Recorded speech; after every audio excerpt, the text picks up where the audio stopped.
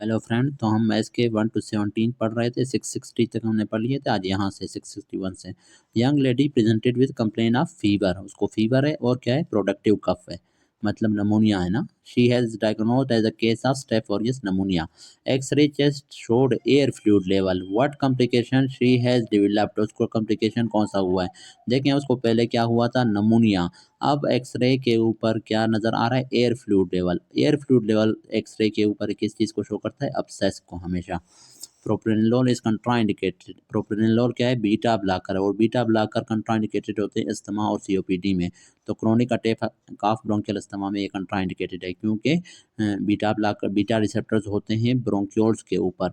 तो उन रिसेप्टर्स को अगर आप ब्लॉक करेंगे तो क्या है, ब्रोंकियल कॉन्स्ट्रिक्शन होगी, ब्रोंकोस्पाज्म होगी। तो अस्थमा और सीओपीडी में पहले से ब्रोंकोस्पाज्म हुआ पड़ा होता है, और फिर मजीद अगर आप उसको बीटा ब्लॉक कर देंगे, मजीद ब्रोंकोस्पाज्म होगा। तो इस वजह से कंट्राइंडिकेटेड है। Pheochromocytoma has the following features except. अच्छा, ये सारे उसके करैक्टरिस्टिक्स हैं, इनमें से एक नहीं है फियोक्रोमोसाइटोमा का। It is generally benign tumour of adrenal medulla. ठीक है। हाइपरटेंशन इसका फीचर है, क्योंकि ये क्या रिलीज कर रहा होता है, epinephrine, norepinephrine.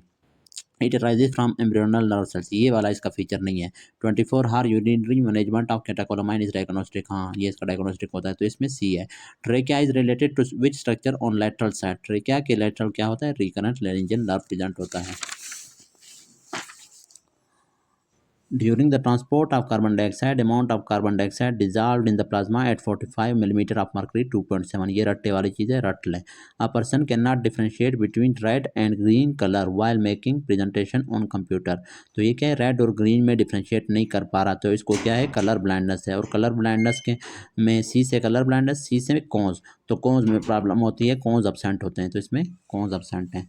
Sensory changes in specific dermatome by a herniated intervertebral discs are due to compression on the।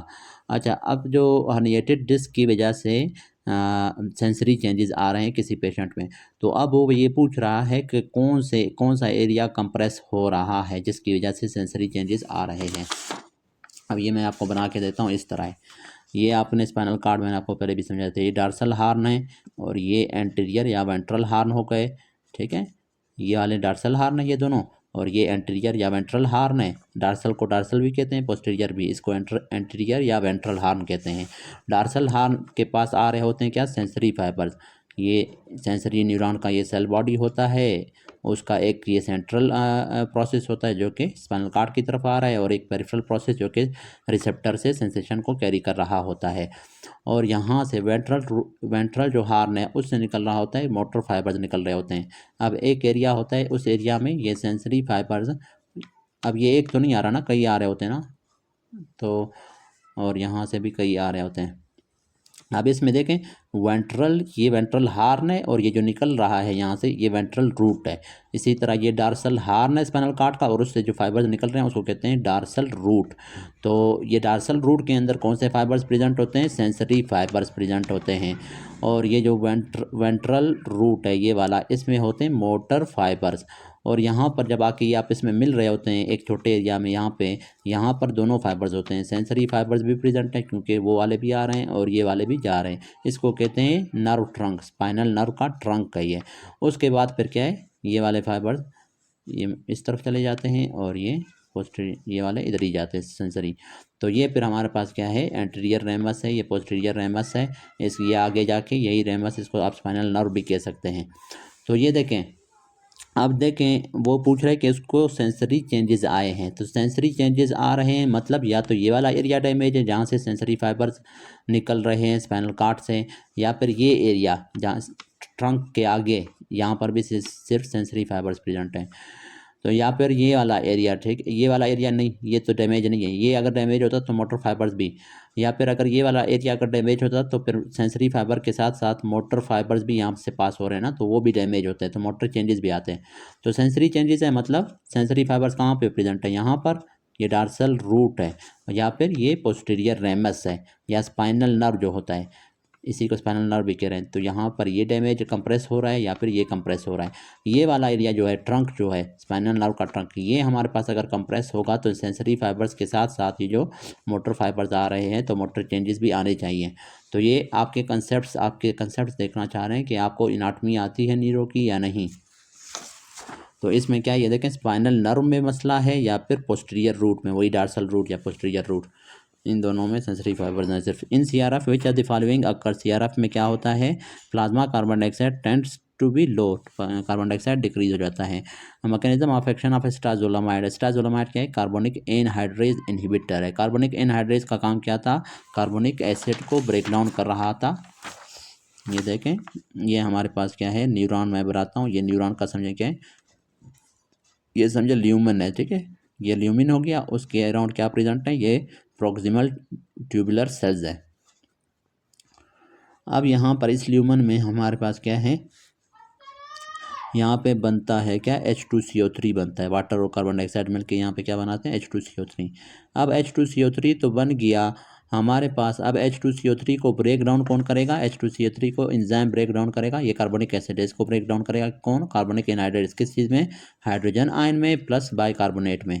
तो जो बाइकार्बोनेट है वो फिर यहाँ से एब्जॉर्ब हो जाएगा, प्रोक्सिमल ट्यूबुलर सेल्स में जाएगा, और हाइड्रोजन जो है वो यूरिन के साथ बाहर निकल जाएगा।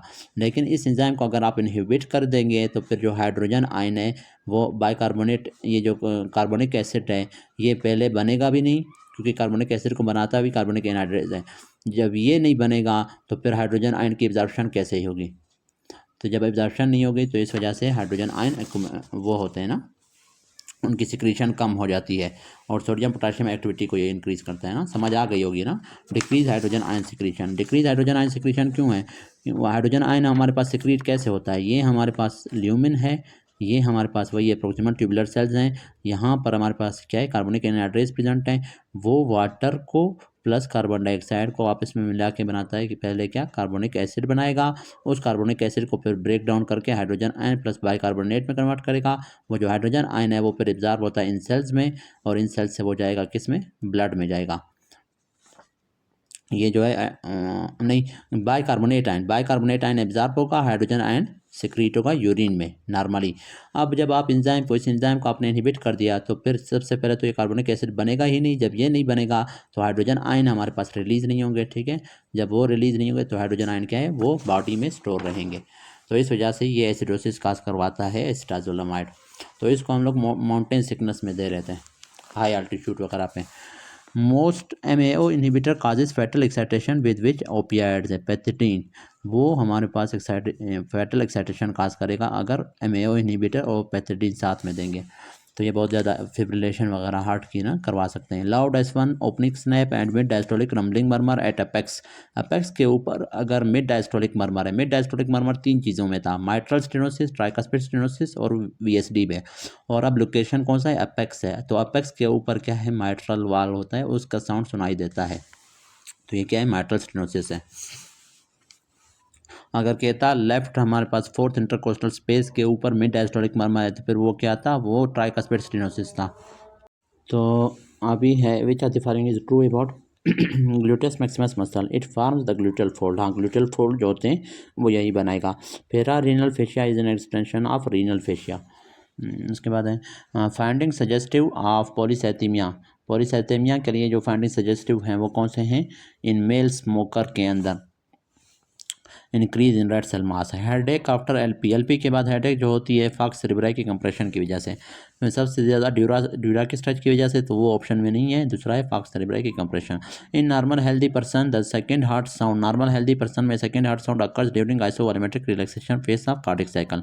अब देखें आइसोवॉल्यूमेट्रिक रिलैक्सेशन फेज के दौरान क्या है, एरोटिक और पल्मोनरी वाल्व क्लोज हो जाते हैं, ऊपर वाले मैट्रल और ट्राइकस्पिड वाल्व तो पहले से क्लोज हुए पड़े हैं, और एरोटिक और पल्मोनरी वाल्व भी क्लोज हो जाते हैं। आइसोवॉल्यूमेट्रिक का मतलब क्या है, आइसो मीन्स सेम वॉल्यूम है वेंट्रिकल्स के अंदर, मतलब ना ऊपर से आ रहा है, मतलब ना आर्ट्रियम से ब्लड आ रहा है और ना वेंट्रिकल से ब्लड बाहर जा रहा है, वॉल्यूम सेम है। क्यों बाहर नहीं जा रहा, क्योंकि वो एरोटिक और पल्मोनरी वाल्व क्लोज हो गए, ऊपर से वो पहले से क्लोज हो चुके हैं, क्या, माइट्रल और ट्राइकस्पिड वाल्व, और साथ में क्या रिलैक्सेशन स्टार्ट हो रहा है, तो वॉल्यूम ऑफ ब्लड सेम है और रिलैक्सेशन स्टार्ट हो रहा है।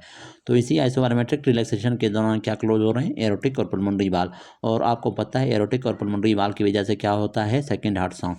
तो ये मतलब ये आपको लग रहा होगा कि ये रट्टी वाली चीज़ है, ये असल में कंसेप्ट वाली चीज़ें होती हैं। First heart sound produced by closure of AV valve, और सेकंड क्या है, क्लोजर ऑफ कौन सा, एरोटिक और pulmonary valve. Amoeba commonly desired कहाँ पे होता है? सीकम में। In acute exacerbation of asthma most appropriate test कौन सा करते हैं? पीक एक्सपायरेटरी फ्लो रेट करवाते हैं। फिर है resected tumor from abdomen biopsy showed vessel, which factor is responsible? vascular endothelial growth factor है, वो काज करवाता है वेसल्स की formation. Which are the following is present in the middle of the medulla? Medulla के मिडल में क्या present है? Nucleus ambiguus. Iodine will secrete out through कहाँ से? यूरिन में। Paramyxo virus in control group causes for which ASO titre are being done है? Glomerulonephritis में। Which are the following can cause platelets aggregation? Platelets aggregation किस में होता है? Thromboxane. Thromboxane काज कराता है प्लेटलेट्स एग्रीगेशन, और ये थ्रोम्बोक्सिन इसी को प्रिवेंट करता है कौन? एस्पिरिन। तो फिर क्या होगा? प्लेटलेट्स एग्रीगेशन नहीं होगा। तो एस्पिरिन का अगर पूछें वो क्या करवाता है? थ्रोम्बोक्सिन को इनहिबिट करके प्लेटलेट्स एग्रीगेशन को प्रिवेंट करता है। और यहाँ पर ये पूछ रहे हैं प्लेटलेट्स एग्रीगेशन कौन करवा रहा है? तो यही करवा रहा है, थ्रोम्बोक्सिन एंजाइम है ना। Most potent stimulation for hyper prolactinoma के लिए सकलिंग ऑफ बेबी है। सकलिंग ऑफ बेबी के क्या काज करवाएगा? प्रोडक्टिन प्रोडक्शन करवाएगा। Water vitamin required for acetyl co enzyme A जो है उसमें पेंटोथेनिक एसिड होता है, रिक्वायर होता है उसके लिए, ठीक है, या vitamin B5। Slowest conduction is found in किस में होता है? AB नोड में। अच्छा, इसमें याद रखें ये कंडक्शन की बात कर रहा है। एक एमसीक्यू आता है स्लोएस्ट पेस मेकर एक्टिविटी। अगर पेसमेकर एक्टिविटी की बात करें तो वो स्लोएस्ट है परकिंजी फाइबर्स की। पेसमेकर एक्टिविटी का मतलब हार्ट रेट, कितना हार्ट रेट, कितनी हाँ कितने एक्शन पोटेंशियल प्रोड्यूस करवा सकता है 1 मिनट में। तो ऐसे नोट क्या है? 60 to 80 एक्शन पोटेंशियल्स प्रोड्यूस करवाता है। तो उसकी जो पेसमेकर एक्टिविटी है ऐसे नोड की सबसे ज़्यादा है। दूसरे नंबर पे AB नोड है, वो करता है 40 से 60 तक। और तीसरे नंबर पे परकंजी फाइबर्स आते हैं जिसमें 40 से भी कम होता है हार्ट रेट। अगर 40 से कम हो तो उस वक्त पेसमेकर कौन Purkinje fibres as a pacemaker काम कर रहा होता है, हार्ट रेट वही प्रोड्यूस करवा रहा होता है। तो अगर पेसमेकर एक्टिविटी की पूछें तो वो स्लोएस्ट है परकंजी फाइबर्स की। लेकिन अभी यहाँ पर कंडक्शन की पूछ रहा है। कंडक्शन मतलब जब कंडक्ट हो रहा है, पास हो रहा है, एक्शन पोटेंशियल उससे पास हो रहे हैं, उसमें प्रोड्यूस नहीं हुए। प्रोड्यूस किस में हुए? ऐसे नोड में। नॉर्मली तो ऐसे नोड में प्रोड्यूस होते हैं ना, वहाँ से आए AB नोड में, वहाँ से AB नोड में आए। अब AB नोड से वो पास हो रहे हैं तो कंडक्ट हो रहे हैं, तो वो स्लोली कंडक्ट होते हैं, उसकी वजह से PR इंटरवल भी आ रहा होता है। तो वो है AB node, slowest conduction. True about secondary cartilaginous joint presence of fibro cartilaginous tissue between bones? दो बोन्स के दरमियान फाइब्रो कार्टिलेजिनियस जो बोन होता है उसको कहते हैं secondary cartilaginous joint. Droplet infection transmission occurs at a distance of 1 to 3 feet है, और अगर एयरबॉर्न वो है 3 to 6 फीट होता है। मीजोकोलोन अटैच्ड पोस्टीरियरली टू स्प्लीन। मीजोकोलोन पीछे की तरफ स्प्लीन के साथ, गैस्ट्रोकोलिक लिगामेंट के साथ। रटने वाली ये रट लें। Which heart sound is felt on the left parasternal border on third intercostal space? Third या फोर्थ के दोनों में, ठीक है, सुनाई देता है। वो कौन सा होता है? ट्राइकस्पिड। लेफ्ट पेरास्टर्नल मतलब लेफ्ट स्टर्नम है उसके अराउंड थर्ड इंटरकोस्टल या फोर्थ इंटरकोस्टल स्पेस में हमें ट्राइकस्पिड का साउंड सुनाई देगा। और जो हमारे पास वो होता है माइट्रल का, वो होता है मिड क्लेविकुलर लाइन में। यहाँ पर पेरास्टर्नल है, वहाँ पर mid clavicular line, fifth intercostal space. Fourth भी दे सकते हैं आपको कन्फ्यूजन करने के लिए, लेकिन आपने मिड क्लेविकुलर लाइन को देखना है। वहाँ पर कौन सा साउंड होगा? मेट्रल वाल्व का। और एरोटिक का किस में होता है? राइट साइड पे। एरोटिक का राइट सेकंड इंटरकोस्टल स्पेस है, और पल्मोनरी का लेफ्ट सेकंड इंटरकोस्टल स्पेस में सुनाई देता है। 50-year-old लेडी है, प्रेजेंटेड विद किस चीज़ के साथ है? लॉस ऑफ मेमोरी है। विच एरिया इज अफेक्टेड है? तो लिम्बिक सिस्टम है। लॉस ऑफ मेमोरी क्योंकि लिम्बिक सिस्टम का काम मेमोरी के साथ है। Superficial fascia is mixture of loose areolar and adipose tissue. Patient after RTA presented to AR department with 3% blood loss. Most appropriate क्या है? लॉस मोस्टली फ्रॉम वेन्स, क्योंकि 3% बहुत कम है। अगर आर्टरी होता तो ज़्यादा ब्लीडिंग होती, 10%, 15%। Ulnar nerve damage at medial epicondyle will cause hypothenar wasting cause करेगा। हाइपोथीनिया मसल को अल्नर नर्व सप्लाई करा था, तो मीडियल एपिकंडाइल पे अगर अल्नर नर्व डैमेज होगा तो ये मसल वेस्ट होंगे। Juxta medullary nephron most important function क्या है? काउंटर करंट मल्टीप्लायर के तौर पर काम करता है। Which are the following is an example of short acting benzodiazepine? Midazolam है। उसके बाद है मीन ऑफ, ये मैथ का क्वेश्चन है, बायोस्टैट का है। 141, 141, 143, इसको आपका काउंट कर लें खुद, 145 आएगा। इन सब का आपने सम करना है, और ये कितने? 1 2 3 4 5 6, तो इन सब को जमा करके आपने 6 से डिवाइड करना है, तो 145 आएगा ना, मीन है। अब 17 ईयर ओल्ड, मीन का मतलब एवरेज ना। 17 year old girl presented with 3 week history of horizontal diplopia on far right lateral gaze है, this is the most probably due to damage to which nerve है, तो ये abducent nerve. देखिए lateral gaze का मतलब lateral side पे देखना, abduction करवाना, तो एब्डक्शन कौन करवाता है, एब्ड्यूसेंट नर्व करवाता है। तो वो क्योंकि वो अब एब्डक्शन नहीं कर पा रहा उसका एक आई, तो वो दूसरा जो आई है ये इस तरह है ना, राइट साइड पे वो देखना चाहता है। ये फॉर एग्जांपल उसका है हमारे पास राइट आई और ये है लेफ्ट आई। अब क्या है, वो देखना चाहता है इस साइड पे, तो जब इस साइड पे राइट पे वो देखना चाहता है ना, तो इसका जो ये है लेफ्ट वाला आई वो इस तरफ देखेगा, वो तो इस तरफ देखेगा। जब भी आप एक तरफ देखना चाहते हैं दोनों आईज जो है उसको उस चीज़ को फॉलो करते हैं। लेकिन क्या ये वाला आई जो है, क्योंकि ये लेटरली नहीं देख सकता, एब्ड्यूसेंट नर्व इसका डैमेज्ड है, क्योंकि लेटरली एब्ड्यूसेंट नर्व वो करवाता है ना लेटरल उसके लिए साइड के लिए, क्योंकि एब्ड्यूसेंट नर्व इसका डैमेज है, इस वजह से लेटरल गेज नहीं कर सकेगा। लेकिन वो तो फॉलो कर रहा है, वो इस तरफ देख रहा है, तो ये समझे सीधा देख रहा है अब, और वो इस तरफ देख रहा है, ठीक है, राइट की तरफ देखने की कोशिश कर रहा है लेफ्ट आई, जिसकी वजह से हमें क्या है डिप्लोपिया होगा, डबल डबल चीज़ें दिखाई देंगी। तो राइट की तरफ हम लेटरली नहीं देख पा रहे, मतलब राइट का एब्ड्यूसेंट नर्व डैमेज्ड है, जिसकी वजह से राइट आई की एब्डक्शन नहीं हो रही। लेकिन क्या लेफ्ट आई क्या है उस वक्त फिर एडक्शन, उसकी तो एडक्शन होगी, उसकी एडक्शन हो रही है। तो अब क्या है, ये स्ट्रेट देख रहा है राइट आई और लेफ्ट आई एडक्शन कर रहा है, जिसकी वजह से क्या है हमें चीज़ें डबल दिखाई देंगी, डिप्लोपिया होगा हॉरिजॉन्टल। उसके बाद है कहाँ पे, हाँ ये हो गया यूट्रिकल एंड सेक्यूल इंपॉर्टेंट है, इनका फंक्शन क्या है, हेड पोजीशन इन स्पेस में, रीजन ऑफ वीपीएम न्यूक्लियस। अच्छा ये असल में वीपीएम नहीं है, ये वेंट्रो हाइपोथैलेमिक न्यूक्लियस है, वेंट्रोमीडियल हाइपोथैलेमिक न्यूक्लियस है। हाइपोथैलेमस का वेंट्रोमीडियल न्यूक्लियस जो होता है, वेंट्रोमीडियल न्यूक्लियस होता है हाइपोथैलेमस का, असल में उसका पूछ रहा है। उसमें प्रेजेंट होता है क्या, स्टाइटी सेंटर। वो स्टाइटी सेंटर का काम क्या है, भूख को ख़त्म कर देता है। मतलब आप खाना खा रहे हैं तो आपका जैसे हमारे पास एक लिमिट होता है, उसके बाद स्टाइटी सेंटर एक्टिवेट होता है और आपकी भूख रुक जाती है।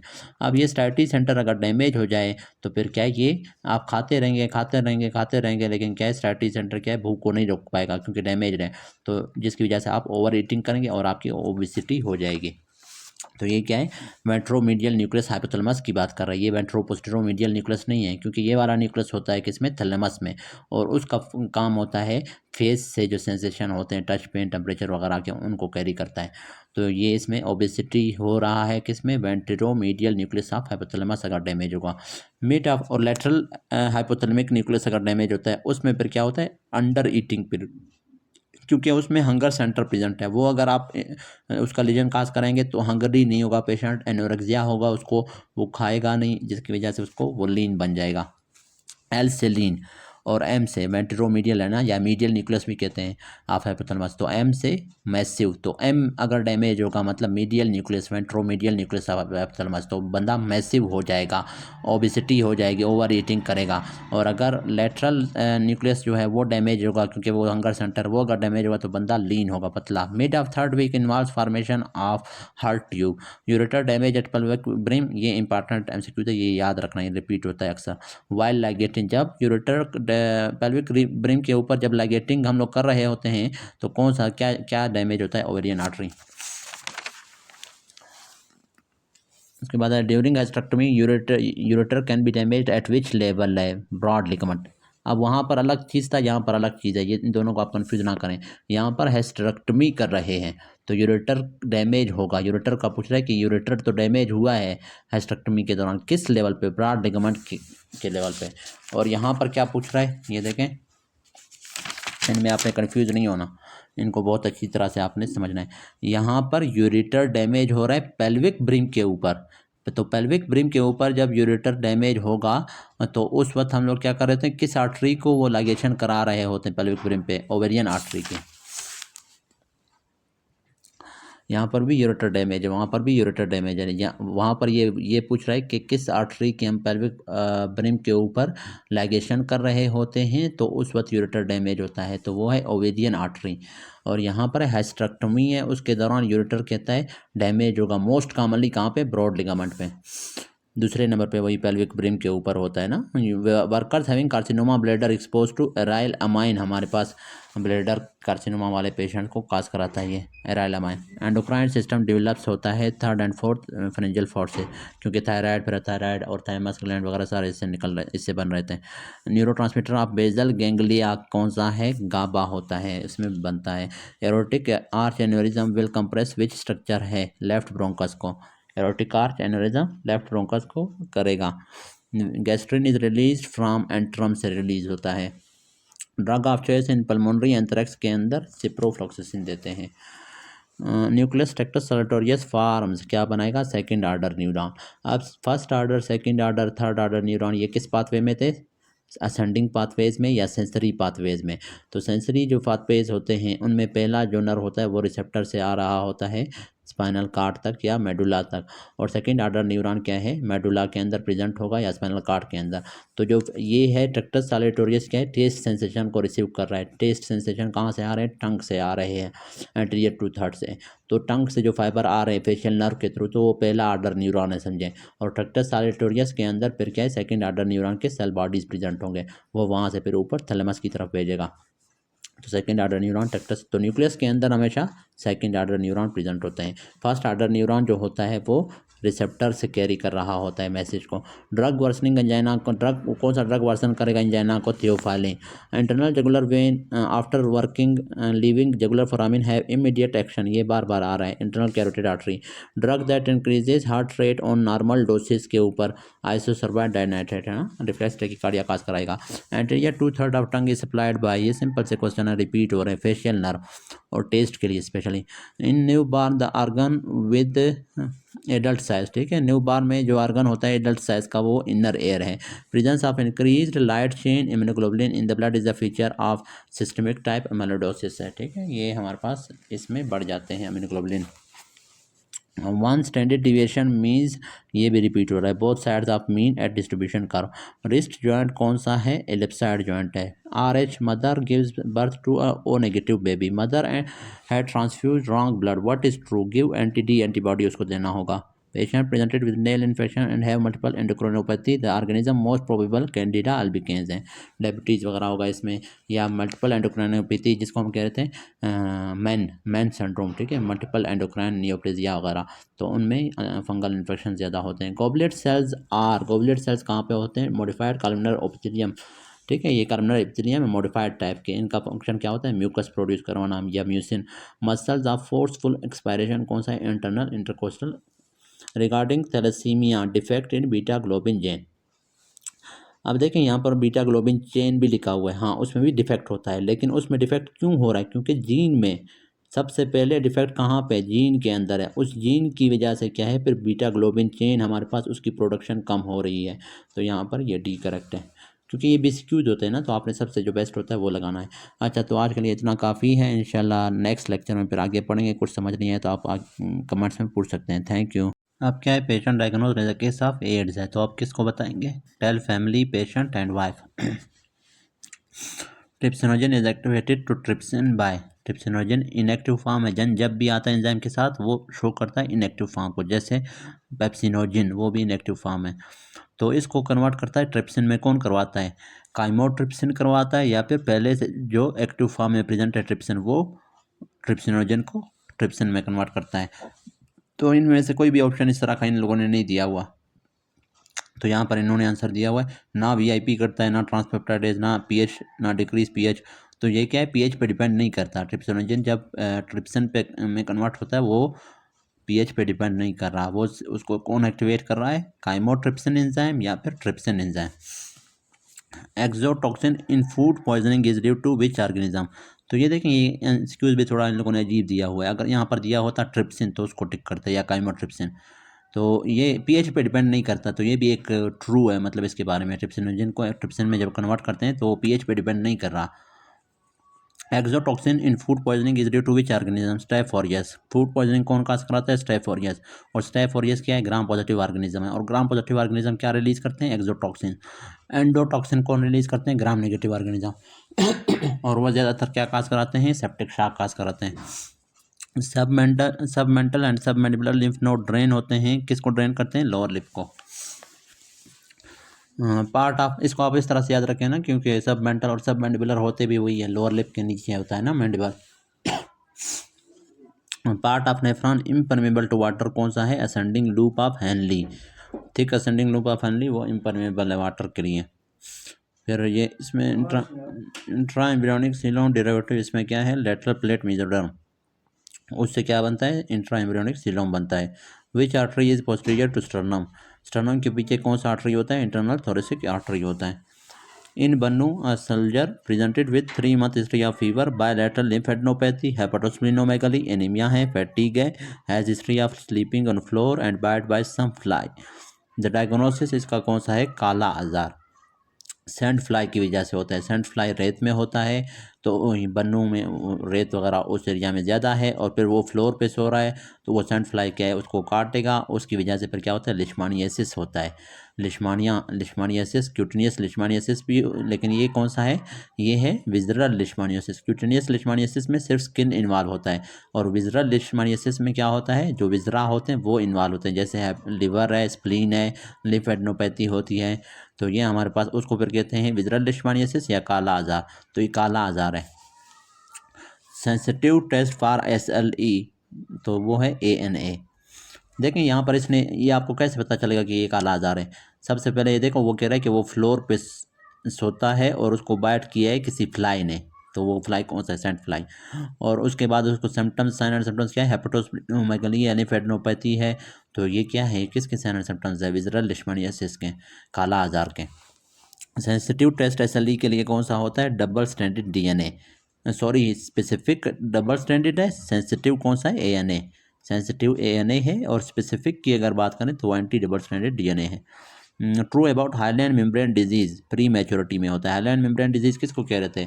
नियोनेटल रिस्पिरेटरी डिस्ट्रेस सिंड्रोम जो हो रहा था बच्चों में, जो प्री मैच्योर बेबीज़ होते हैं उनमें होता है, जिसको कहते हैं नियोनेटल रिस्पिरेटरी डिस्ट्रेस सिंड्रोम भी कहते हैं। लैंडमार्क ऑफ, उनमें क्या होता है? उनमें सर्फेक्टेंट नहीं बना होता ना, जो सर्फेक्टेंट होता है, तो सर्फेक्टेंट का काम क्या था? सरफेस टेंशन को, अलविलाई के दरमियान जो सरफेस टेंशन होता है उसको डिक्रीज़ कर रहा था।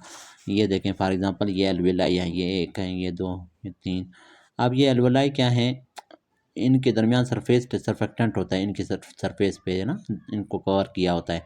अब ये जो कवर किया होता है इस फ्लूइड ने, सर्फेक्टेंट ने, वो क्या है? वो सरफेस टेंशन को डिक्रीज़ करता है। सरफेस टेंशन का ये मतलब, जब हमारे पास जब लंग्स जब एक्सपायरेशन होती है ना, तो फिर उस अलवेलाई क्या होते हैं? वो थोड़े कंट्रैक्ट, एक तरह से समझे कंट्रैक्ट या इलास्टिसिटी उनमें होती है। लेकिन क्या है? इतना ज़्यादा सरफेस टेंशन नहीं होता सर्फेक्टेंट की वजह से कि वो बिल्कुल कोलैप्स हो जाएँ। तो सरफेस टेंशन क्या करता है? अलवेलाई को इस तरह से ओपन रखे हुए है। सरफेस सर्फेक्टेंट क्या है? अलवेलाई को ओपन किए रखता है। अगर सर्फेक्टेंट की डिफिशियंसी होगी तो अलवेलाई क्या हो जाएंगे? एक्सपायरेशन के दौरान बिल्कुल कोलैप्स हो जाएंगे, इस तरह से क्लोज हो गए, चिपक गए। तो फिर क्या है? उसको पेशेंट को डिस्निया होगा, शॉर्टनेस ऑफ ब्रेथ होगी। तो इसको हाईलैंड मेम्ब्रेन डिजीज़ भी कहते हैं। समझ आई? हाईलैंड मेम्ब्रेन डिजीज़ का मतलब है कि सर्फेक्टेंट कम है, सर्फेक्टेंट डिफिशिएंसी है। सर्फेक्टेंट डिफिशिएंसी की वजह से क्या है? सरफेस टेंशन इंक्रीज हो जाएगा अलवेलाई का, और वो कोलैप्स कर जाएंगे ड्यूरिंग एक्सपायरेशन। और सर्फेक्टेंट का फंक्शन ये था, इन अलवेलाई को ओपन किए रख रहा था। ओपन किस तरह से कर रहा था? सरफेस टेंशन को डिक्रीज़ कर रहा था। अब जब सर्फेक्टेंट नहीं है तो सरफेस टेंशन इंक्रीज़ होगा, उसकी वजह से इलास्टिसिटी बहुत ज़्यादा हो जाएगी, और ये क्या, एक्सपायरेशन के दौरान अलवेलाई सारे कोलैप्स कर जाएंगे। उसकी वजह से डिस्निया, शॉर्टनेस ऑफ ब्रेथ, ये सारा होता है। तो इसको कहते हैं नियोनेटल रिस्पिरेटरी डिस्ट्रेस सिंड्रोम भी कहते हैं, और इसको हाईलैंड मेम्ब्रेन डिजीज़ भी कहते हैं। और ये प्रीमेच्योर बेबी में होता है, क्योंकि वो उनमें सर्फेक्टेंट अभी तक बना नहीं है ना, क्योंकि वो 34 वीक्स तक हमारे पास क्या बनता है? 28 से 34 वीक्स के दरमियान ये बनना स्टार्ट होता है सर्फेक्टेंट। 34 वीक्स पे ये कंप्लीट हो जाता है। तो 34 वीक्स से अगर पहले हमारे पास न्यूनेट बर्थ हो जाए, ठीक है, बेबी की, तो वो क्या है? उसमें न्यूनेटल रिस्पिरेटरी डिस्ट्रेस सिंड्रोम हो सकता है। लैंडमार्क फॉर डिसेंडिंग एरोटा, अच्छा फिर है part of nephron impermeable to water, ये हमने पढ़ लिया। असेंडिंग लिम्ब है, अच्छा ये भी पढ़ लिया, ये भी पढ़ लिया। हाँ अभी ये है landmark of descending aorta. Descending aorta का लैंडमार्क क्या है? D है, रट्टे वाली चीज़ है, ये T4 है, ठीक है। Complement system form by complement system को लिवर बनाता है, मतलब कंप्लीमेंट जो प्रोटीन्स होते हैं ना C1 C2 C3, इन प्रोटीन्स को कौन बनाता है? लिवर बनाता है। लिवर के cells hepatocytes. A child given diphtheria toxoid vaccination 2 weeks back presented with fever which hypersensitivity is seen in such patient. Type 3 में डिप्थीरिया में टाइप 3 हाइपर सेंसिटिविटी रिएक्शन होता है ना, एंटीबॉडीज़ बनते हैं एंटीजन के अगेंस्ट और फ्री इम्यून कम्प्लेक्सेस बनते हैं। Mitochondria is abundant at in apical cells of ciliated cells में, क्योंकि उन माइटोकॉन्ड्रिया ने एटीपी बनाना होता है और वो एटीपी सीलिया की मूवमेंट करवाते हैं ना। सीलिया की मूवमेंट के लिए एनर्जी बहुत ज़्यादा रिक्वायर होता है, इस वजह से सिलिएटेड सेल में माइटोकॉन्ड्रिया बहुत ज़्यादा हैं ताकि ज़्यादा से ज़्यादा एटीपी बने और सीलिया की मूवमेंट हो। पोटाशियम स्पेयरिंग डायरेटिक स्पायरोनोलेक्टोन जो है मैकेनिज्म ऑफ एक्शन इसका क्या है? Decrease potassium sodium potassium exchange इन डिस्टल कन्वोल्यूटेड ट्यूब्यूल, उसको प्रिवेंट करता है। In the presence of ADH maximum osmolarity of urine कितना होता है? 1200 होता है। ठीक है, एडीएच के प्रेजेंस में अगर एडीएच बहुत ज़्यादा प्रोड्यूस हो जाए तो यूरिन हमारे पास बहुत ज़्यादा कंसनट्रेटेड बनेगा और जो ब्लड है वो बहुत ज़्यादा हाइपोऑस्मोलर हो जाएगा।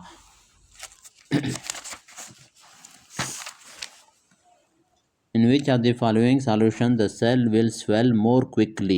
250 ml यूरिया क्या है? एक हाइपोटोनिक सॉल्यूशन है, मतलब उसमें यूरिया कम है, उसमें क्या ज़्यादा होता है? सॉल्वेंट ज़्यादा है, तो इस वजह से वो हमारे पास, और सेल क्या है? सेल के अंदर फिर सॉल्यूट ज़्यादा है, तो वाटर हमेशा सॉल्यूट की तरफ जाता है, तो यहाँ से वाटर निकल के सेल के अंदर जाएगा और सेल स्वेल हो जाएगा।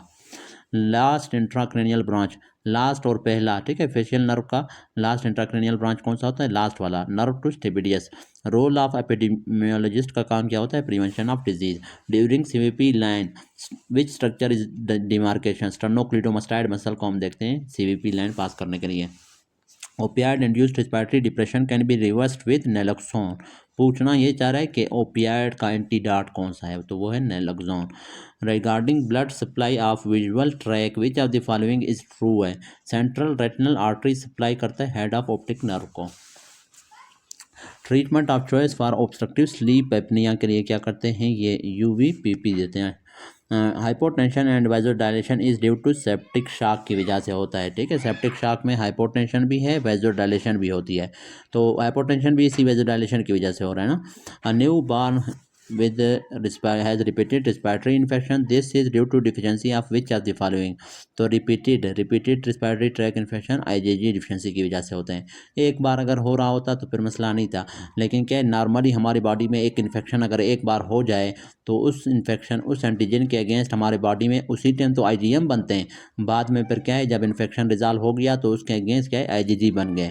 अगली बार अगर वो वायरस या एंटीजन हमारे बॉडी में बैक्टीरिया या पैथोजन एंटर होगा तो IgG पहले से प्रेजेंट है, वो इन्फेक्शन काज करवाने नहीं देगा। तो जिनमें IgG नहीं बन रहा ना तो उनको बार बार दोबारा बैक्टीरिया जो है या वो पैथोजन काज करवाएगा क्या?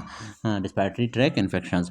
The side effect similar to theophylline and nitroglycerin are, दोनों क्या काज कराते हैं? टैकीकार्डिया। नाइट्रोग्लिसरीन क्यों काज करा रहा है? क्योंकि ये वेजोडाइलेशन काज कराता है जिसकी वजह से बीपी कम होता है। बीपी कम हो गया तो रिफ्लेक्स टैकीकार्डिया होता है ना।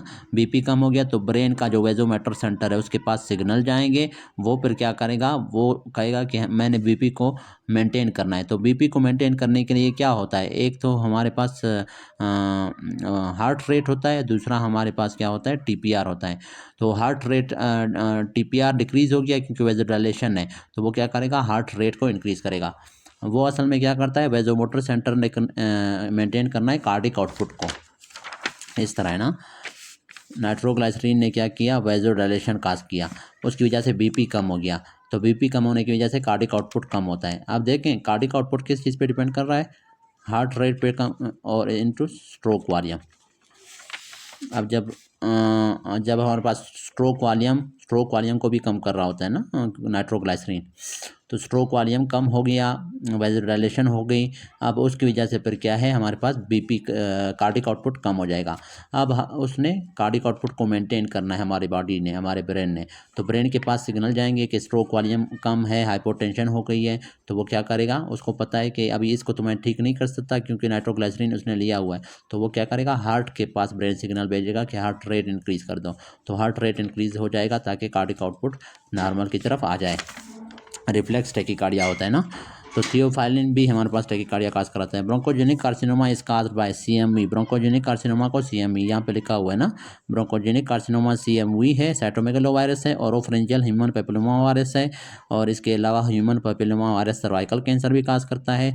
और नेजोफ्रेंजियल कार्सिनोमा कौन काज कराता है? इप्स्टन बार वायरस। इप्स्टन बार वायरस इसके अलावा बर्केट लिम्फोमा काज कराता है। इसके अलावा इन्फेक्शस मोनोन्यूक्लियोसिस, ये तीनों चीज़ें Epstein Barr virus. Primary auditory cortex lies at superior temporal lobe के ऊपर होता है ऑडिटरी कॉर्टेक्स हेयरिंग के लिए।